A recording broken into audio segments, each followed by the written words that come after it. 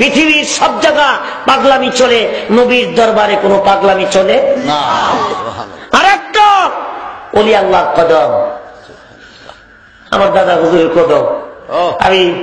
আমি কোন বিপদে বললে আমার দাদা হুজুরের মাজার শরীফ খেয়াল করলে আমার বিপদ চলে যাবে। আমি একবার আজ থেকে 5-7 বছর আগে রানীখার আমি একটা মাহফিলে এসেছিলাম। আমি সেখানে আলোচনা করতেছি, বৃষ্টি হয়েছিল গভীর রজনীতে। আমার আবু খায়ের ডাক দিল, দেখা যা রে, দেখা যা তোর দাদু হুজুরের মাজার থেকে আরশে আজিমে নূরের ঝলক দিছে। কসম খোদা, এই মাহফিল সাক্ষী।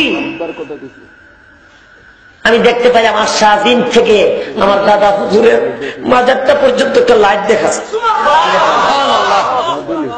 মহব্বতে বলেন আল্লাহুম্মা সাল্লি